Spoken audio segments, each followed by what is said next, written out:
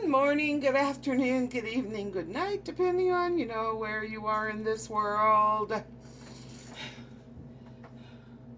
This is Gloria White, and I'm coming to you from Utah, USA.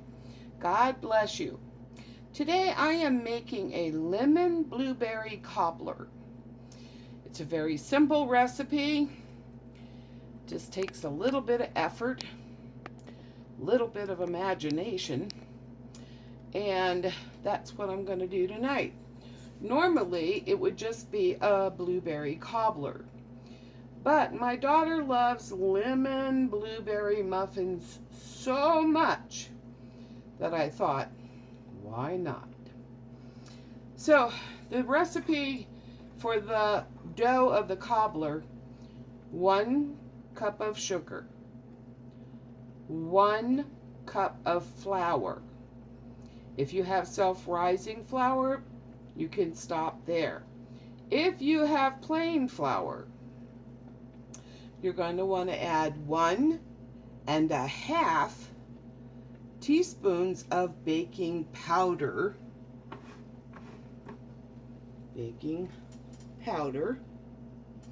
And 1/2 teaspoon of salt. I used plain iodine salt. Then you want to mix that up.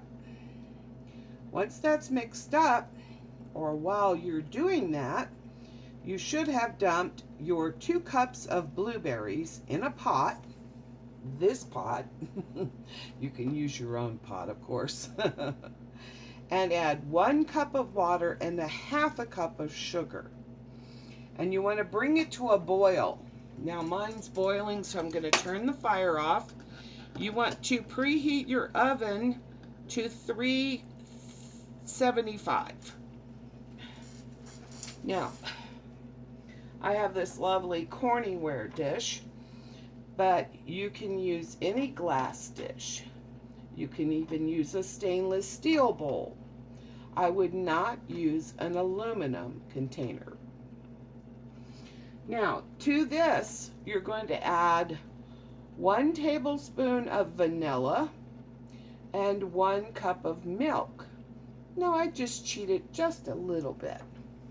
I put my vanilla in my container, which holds 1 cup, and then I filled it up with milk.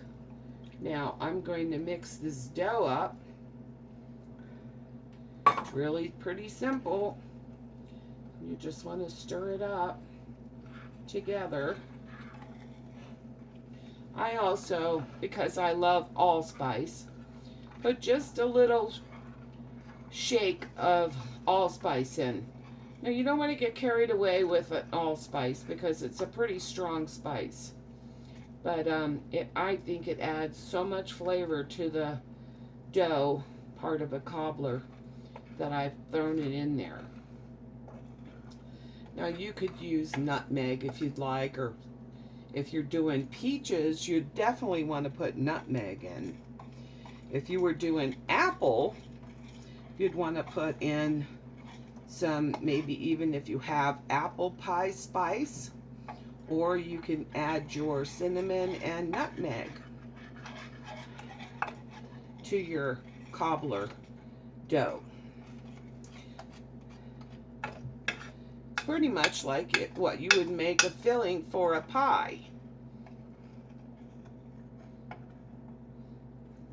But you put it in the dough. Now, of course, if you had apples or peaches in your pot, you'd want to add some spices in there. Don't get carried away, because you want the natural flavor of the fruit to come through. And this dough will come out just delicious. I would use normally a whisk to do this, but I'm just using a spoon because I'm feeling a little lazy tonight. Now, to this, and you don't want any lumps of flour and sugar. You want to make sure you get your lumps out. Don't drive yourself crazy trying to get every little lump. It's irrelevant. Trust me, it won't matter. Now, to this, because I'm making lemon blueberry cobbler. I am going to add about 1/4 cup, because my daughter likes it really sour, really lemony, to this dough.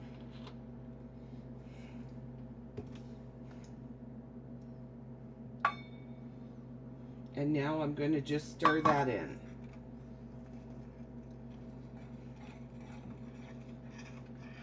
I don't typically start my oven, especially if it's summertime, before my fruit is ready. Doesn't take that long for an oven to heat up. And this has to cook about 45 minutes. You do want to keep an eye on it so that you don't over brown it. Now, why you want to heat your fruit is that because when you drop your fruit into this batter and it's hot, it's going to actually create a little pocket where the fruit is going to just pretty much hang out in that spot. I like to make sure that I've got the fruit scattered about through my whole cobbler, and then I'll add my juice. So right now I'm using the same spoon I stirred my cobbler with, because I really prefer not to make a whole big mess with more dishes than I need. I'm going to put my hot fruit in to my cobbler mix. I'm not draining any juice from the spoon. It's whatever juice is there. With when I scoop up a spoon of blueberries, I add that directly to the cobbler mix, the dough.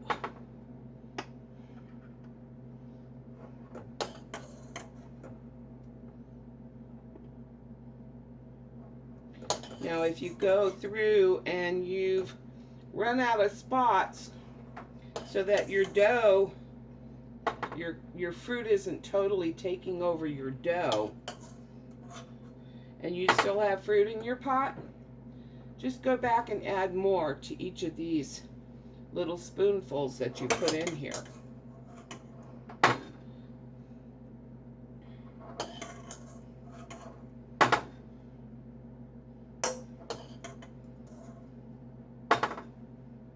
You can pretty well eyeball how much fruit you have and add accordingly to your little existing piles.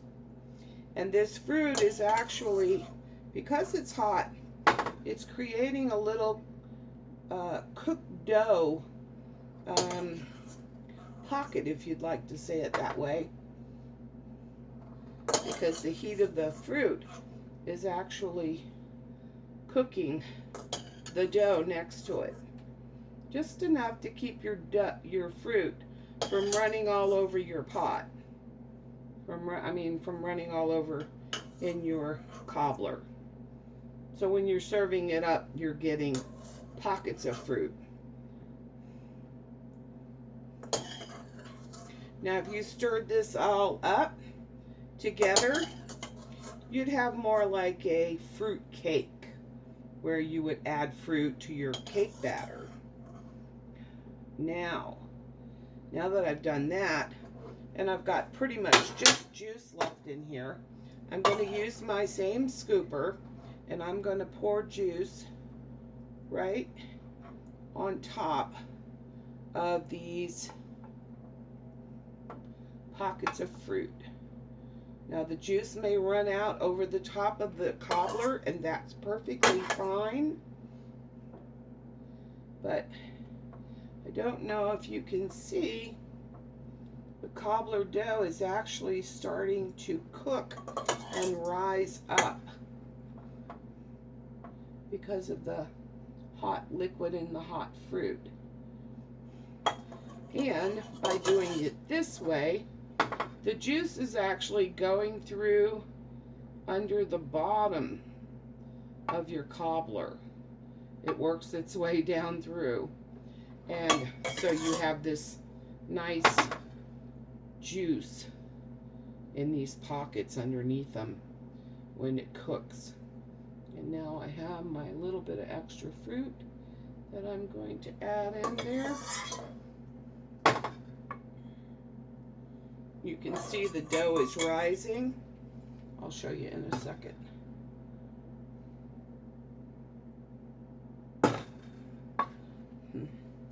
Let me pull the phone over here, the camera over here. So now you can see that it's kind of, the dough is rising up. It's already starting to bake.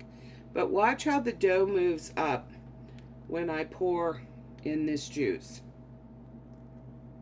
You can see that it's like floating on top of the juice, which is perfect.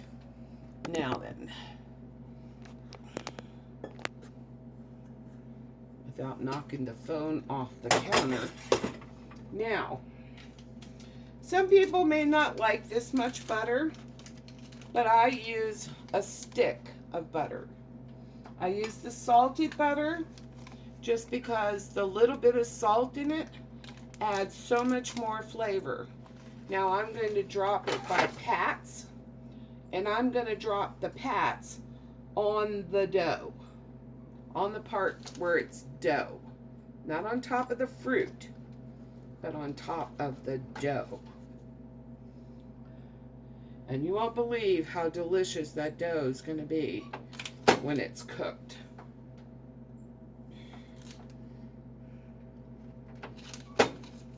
So already my oven has preheated and is ready to accept the cobbler into it.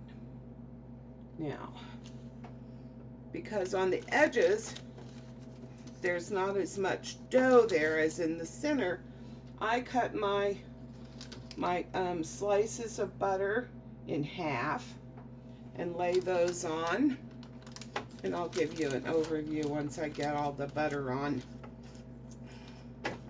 It's a rich dessert. If you've got company coming by, you can whip this up pretty quickly.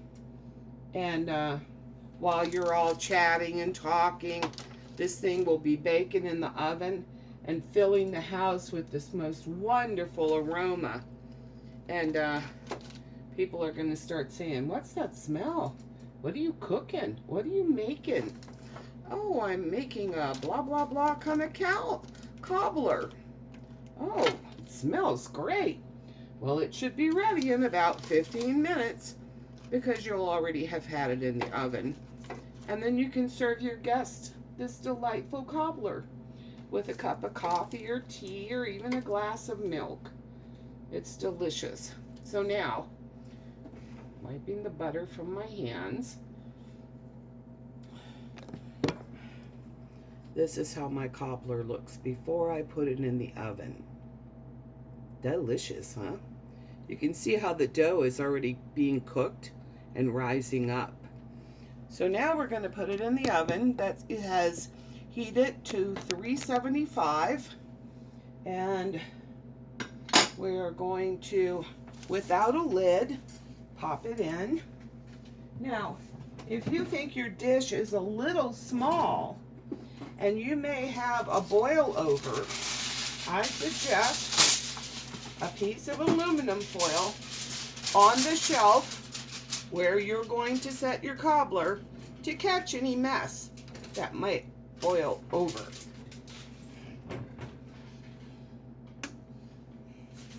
I'm going to pull my rack out. Just lay the foil on the shelf, on the rack, just like that. Then I'm going to set my cobbler right on top of that aluminum foil. Now, it's not hot now, so I can just lift it with my hand. But when I get ready to take it out, I am not going to forget my oven mitts or a dish towel to handle this. But doesn't that look good? Okay, now into the oven it goes. And we'll check on it in about 45 minutes. Actually, I'm going to check on it in about 40 minutes. Sometimes it's best to set the time 5 minutes under, because maybe you have your hands full in the dish pan, or maybe you're busy helping a kid do something, or you're, you know, involved in laundry or whatever. And that first warning for that 5 minutes gives you a little bit more time to, you know, hurry up and get your hands free and back to the kitchen. And sometimes people's ovens are hotter than other ovens. So whenever you're baking something and it's the first time you've made it, set your oven at the time that it requires, but then set the timer for 5 minutes less than what it calls for, so that you can make sure you're not going to overcook it. Just a little tip there. And we'll be back when she comes out. It's going to be fantastic. I also want to say that you can use canned fruit that's already in a can with syrup. Now, most fruits now are either in their natural juice, which you would need to add the sugar, or some are in light syrup, which you would add less sugar, or those that are in heavy syrup may not need any added sugar. But you can use fresh fruit, you can use frozen fruit, you can use canned fruit. Just heat it up on the stove with an added cup of water. And that extra cup of water gives you the juice. That's so yummy and delicious. So just a little tip on that, and clarification on what kind of fruit you can put into a cobbler like this. All right, well, she's still baking. We're at 34 minutes. Another thing you can do is you can add raisins, or you can add some dried cherries or dried cranberries to your dough before you add your fruit. Or you can, if you haven't using dry fruit, you can add it to the pot when you're heating up your fruit, and it'll absorb and rehydrate and be rather delicious. You can also chop up nuts and put in it, or sprinkle some nuts over the top. If you are making a apple, I would highly suggest raisins and walnuts. I just love that combination, and it just gives it an added texture and additional flavor when you're making it like that. So I just think that when you're in the kitchen, you should let your imagination go wild. You know, the first time you make a recipe, you might want to make it right to the recipe requirements. But then after you've made it and you've tasted it and you think, oh, this would have been really good if I had to put some blah, blah, blah in it. Well, then next time, throw some in, by all means. Don't be afraid to explore in your kitchen. As long as you're sticking to the basic recipe, but pretty closely, and like adding, like I put the tablespoon of vanilla in the measuring cup before I added the milk. Well, that doesn't hurt anything. It doesn't take away from the recipe at all, because it's still a cup of liquid. It sounds like brake fluid or something, huh? Fluid. My mom made this recipe when I was growing up. But hers was very simple, and we grew up in the South, so the flour was always self-rising. And she would take the peaches from the tree and peel them and slice them, and then put them in the pot with the water and sugar, and then heat them up, and oh, they were so delicious. And so now I have changed the recipe a little bit. I have increased the amount of vanilla, and I do crazy things like make it lemon blueberry. And I add, I do apples when I have fresh apples, and I'll throw in those raisins and walnuts. So I jazz it up a little bit, but believe me, even without any jazz, it is a delicious dessert and something that your family would certainly enjoy on a cold winter's night. But it's in the middle of August and I'm making it because I have these blueberries and I had to get them out of the freezer to make room for other stuff. So I thought, well, let me just whip up a cobbler, and my middle grandson is supposed to come by tonight, and I thought I'd surprise him. But it's pretty quick, it's pretty easy, and it's really delicious. We're at 28 minutes. I want to share another tip I use in my kitchen. Now, over time, if you have an electric stove, those pan liners that go underneath the burner, these little guys, they get to the point where you can't get them clean. They're like burned in a spot and have little black specks on them and require a lot of scrubbing to get them off.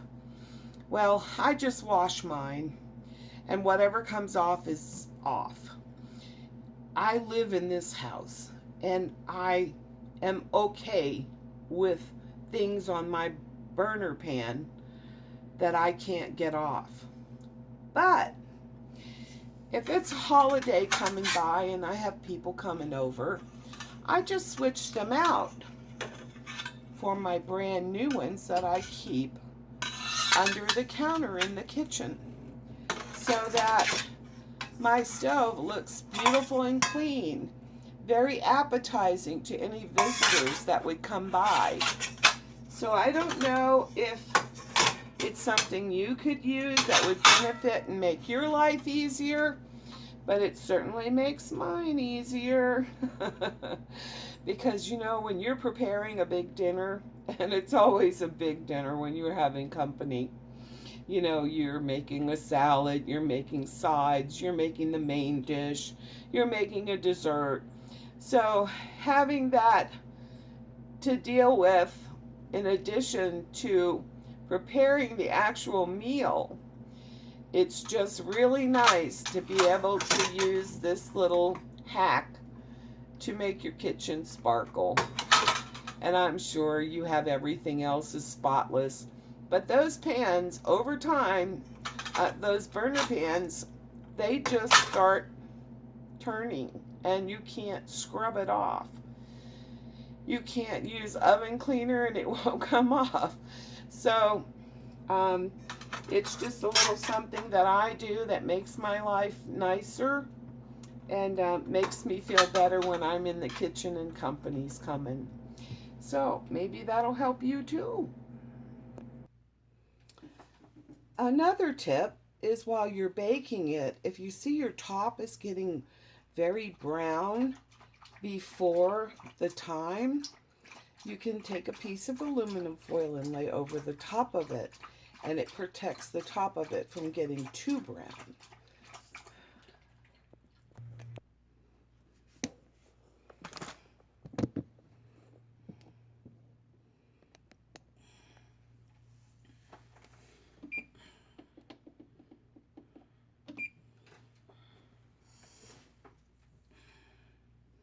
Oh, I have to go pee.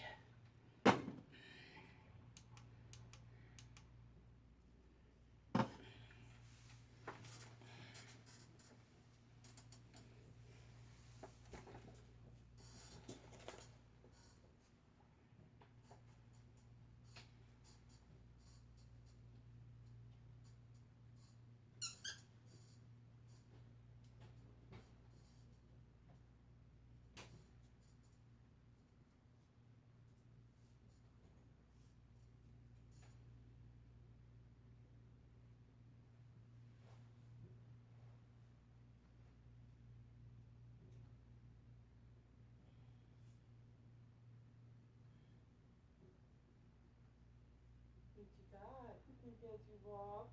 It's your favorite ball, huh? It's your favorite ball.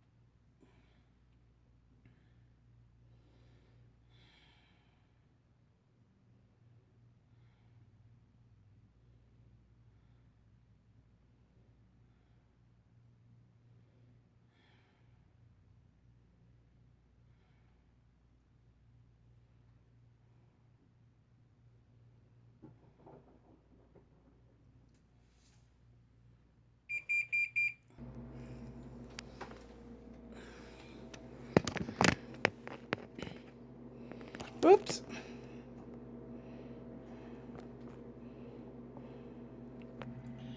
Okay, let's dig into this baby. I can't wait anymore. I'm going to turn her over here to the side a little bit so you can see. Ooh, have to figure out how to hold her with the side. Okay.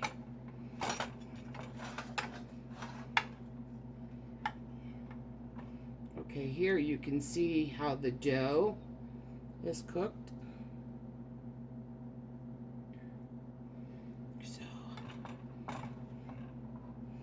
And it would be wise, and I forgot to do it, is to spray your pan with a little cooking spray so that you don't wind up with it sticking to the side of your pan. Now, that's how it looks. You can see all the delicious juice, how it's cooked into it.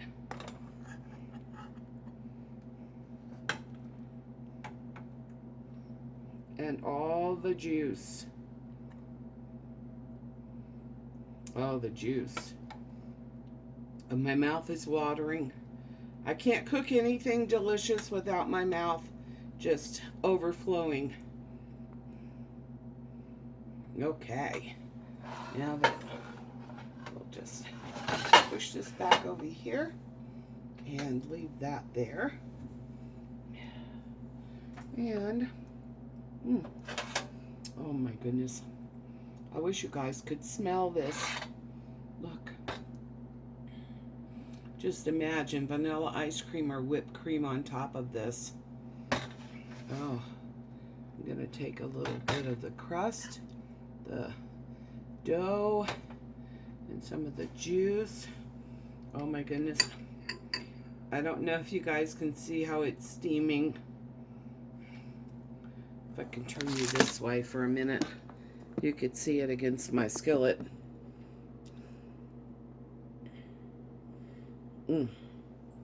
Okay, and my plate there with my cantaloupe seeds drying here on the back of the stove on top of my iron skillets.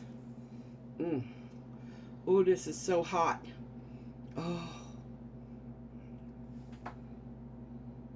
Oh, it smells wonderful. Oh.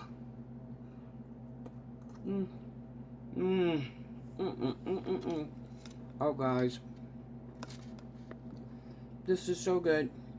If you don't make this with the fruit of your choice, you don't know what you're missing out on.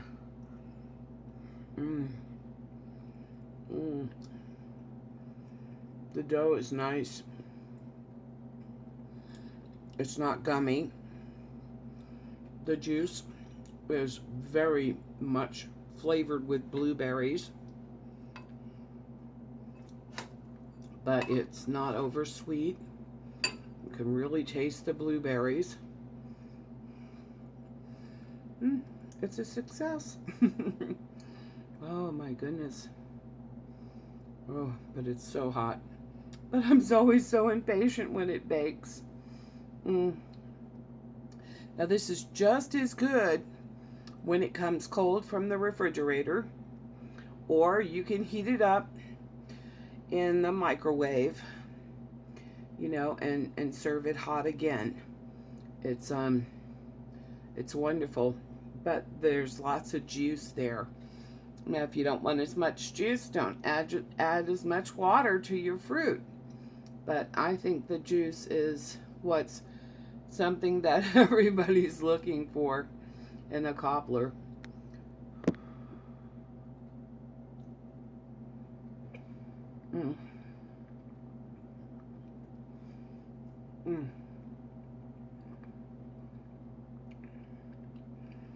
God is good.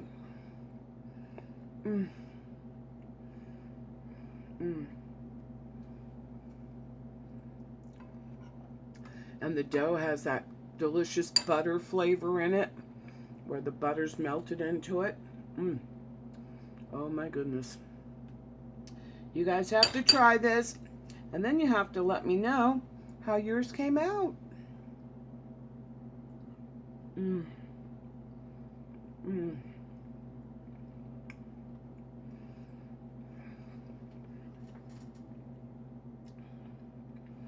The lemon in the dough does have that lemon tang. My daughter's gonna love it. I always try to make things that she really likes. I love her so much. And as always, I love you too.